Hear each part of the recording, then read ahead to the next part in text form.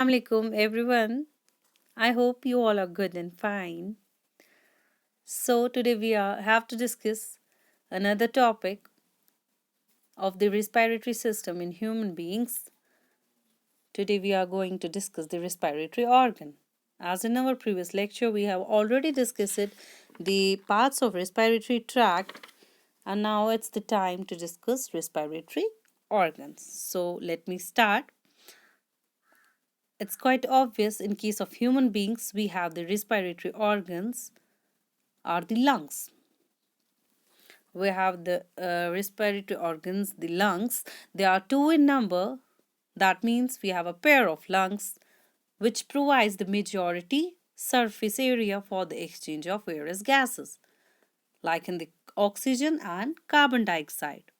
Now these lungs, when we talk about the position, they lie in the thoracic cavity on the sides of the heart. This thoracic cavity is basically an area of body which is present between the neck and abdomen, and it has vital organs there like heart, the lungs and the blood vessels.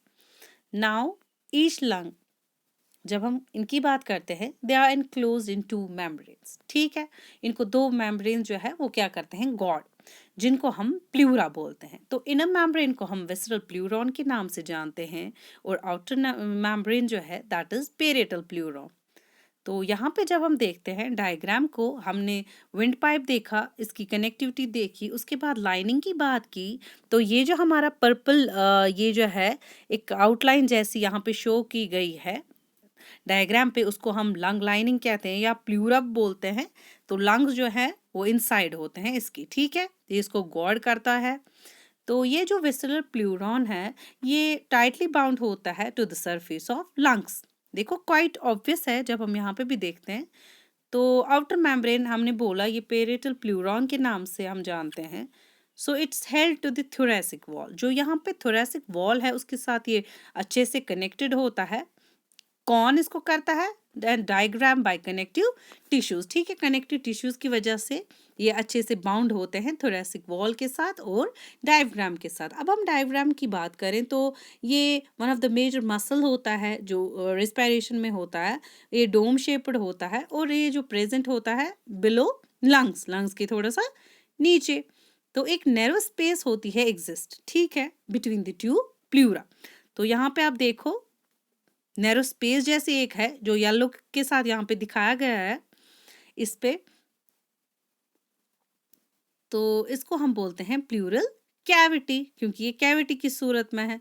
And contains a watery fluid. अब इसमें क्या होता है, एक watery fluid होता है. ठीक, तो उसको हम प्लूरल फ्लूइड बोलते हैं जो सिक्रीट करता है कौन, प्लूरा. ठीक, दो मेम्ब्रेन्स में जो हो गया एनक्लोज किया इस प्लूरा ने. तो अब इसने सिक्रीट किया कुछ वाटरी फ्लूइड जैसा जिसको हम क्या बोलते हैं, प्लूरल फ्लूइड. सो ये फ्लूइड जो है ये क्यों होता है वहाँ पे present.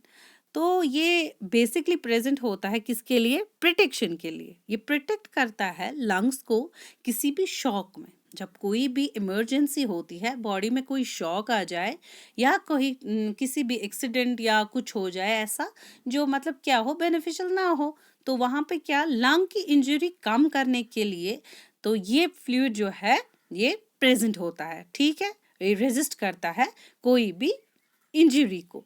So it keeps the lung surface moist. और इसका क्या है फंक्शन, कैरेक्टरिस्टिक.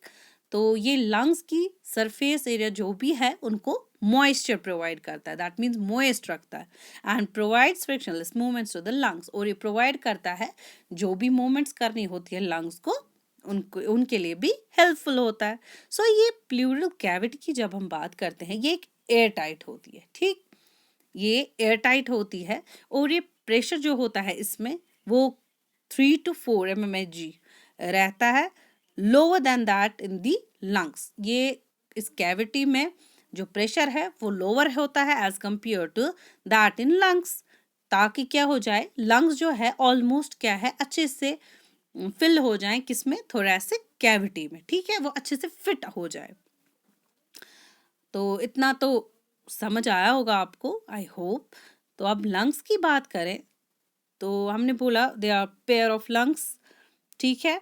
लंग्स जो हैं वो सॉफ्ट होते हैं, स्पॉन्जी होते हैं और इलास्टिक ऑर्गन्स होते हैं। ठीक, तो जब भी हम किसी भी एनिमल की लंग्स देखते हैं, तो जब हम उसको पकड़ते हैं या आपको भी फील होता होगा, आप कभी इस चीज़ को ऑब्जर्व करें कि वो सॉफ्ट इनफ होते हैं, ठीक है, स्पॉन्जी होती है और इलास्टिक ऑर्गन्स होते हैं। तो अब वेट की बात करें, 450 ग्राम्स इनका वेट होता है। यूजुअली हम कलर की बात करते हैं तो पिंकिश होती हैं बर्थ पे, तो लेकिन ग्रेजुअली वो टर्न हो जाती हैं ग्रे और फाइनली किसी स्टेज पे आके वो ब्लैक हो जाती हैं ड्यू टू इन्वायरमेंटल प्ल्यूटेंट्स।